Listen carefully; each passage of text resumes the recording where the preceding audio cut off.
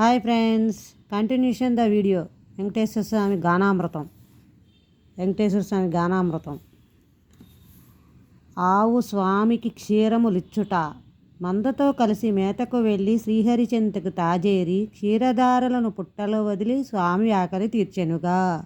అది గమనించిన గోవుల కాపరి అతి కోపముతో పరుగిడుతూ గండ్రగొడ్డలిని చేతనబూని ఆవును కొట్టగా ఎత్తెనుగా.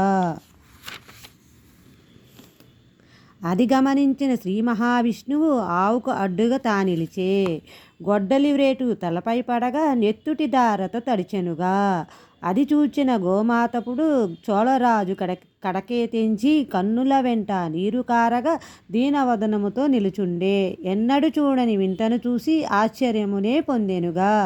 గోమాతనికే రాజు వెడలి పుట్ట చెంతకే చేరునుగా.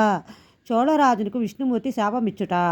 రాజును చూసిన శ్రీ మహావిష్ణువు అతి కోపముతో బుసకొడుతూ ఘోరమైన శాపము నొసగి పిశాచిగానే మార్చెనుగా.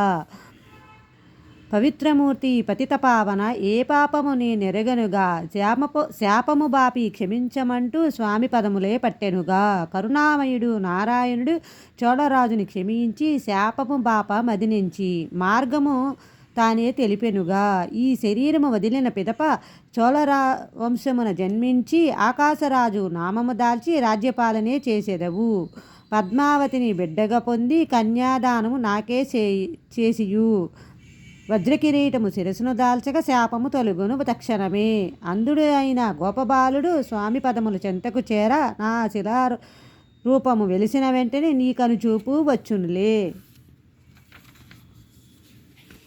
శ్రీహరి వరాహస్వామిని స్థలము అడుగుట.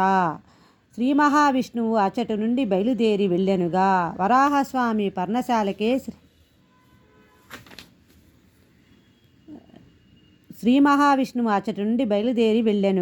వరాహస్వామి పర్ణశాలకే శ్రీహరి తానే చేరెనుగా. నారాయణుడే నివసించుటకు వరాహస్వామిని అడిగెనుగా. తలమును ఇచ్చిన ఫలితము నిమ్మని వరాహస్వామి కోరెనుగా. కలియుగమందున నన్నే కొలవగా భక్తులు ఎందరూ వచ్చెదరు. ముందుగా నిన్ను చూచిన పిదపే తదుపరి నాదరి చేరెదరు. శ్రీహరి వకులామాత వద్దకు చేరుట. వరాహస్వామి భక్తురాలు వకులామాతను చేరెనుగా. ద్వాపరయుగమున యశోదమాతకు ఇచ్చిన వరమే గుర్తొచ్చే. అమ్మాయనుచు ఆర్తిగా పిలిచి వకులామాత ఎదుటను నిలిచి, తల్లి తండ్రి లేనివాడను, నీదు బిడ్డగా నీ వచ్చినాడను. ముంగిట నిలిచిన స్వామిని చూచి తల్లి మనసు తల్లడిల్లి, తల మీదున్న గాయము చూచి తల్లి కనులేక చెమ్మగిల్లే. స్వామిని లోనికి వెళ్ళి వనమూలికలు అన్నీ తెచ్చి బిడ్డ తలపై పట్టు వేసి చీర చింపి కట్టు కట్టే. పాలు పళ్ళు స్వామికి ఇచ్చి పక్కన తానే కూర్చొని వింజామరతో విచుతు స్వామికి కడుపు నిండుగా పెట్టెను తల్లి. శ్రీనివాస అంటూ పిలిచి పరమానందము పొందెనుగా. వకులామాత తల్లి వడిలో సేద తీరెను పరమాత్మ. పద్మావతి జన్మ వృత్తాంతం. పూర్వకాలము సుధర్ముడనే చంద్రవంశపు రాజుండే. ఆ రాజులకు 2 పుత్రులు. ఆకాశరాజు, తొండమానుడు. ఆకాశరాజు ధరణీదేవి బిడ్డల కొరకు తపయించి యాగము చేయ సంకల్పించి కులగురువైన సుఖమును నడిగే. యజ్ఞము చేయగా భూమిని దున్న నాగల క్రింద పెట్టొకటుండే. పెట్టెను బయటకు తీసి చూడగా అందాలు చిందే పసిపాపుండే. ఆనందముతో దేవతలందరూ పూలమాలలే కురిపించే. ఆకాశరాజు ధన్యుడు అంటూ ఆ శరీరవాణి పలికెనుగా. క్రిందటి జన్మలో వేదవతియే ఈ జన్మలో పద్మావతిగా శ్రీరామచంద్రుడు ఇచ్చిన వరమే సఫలము చేయగా జన్మించే.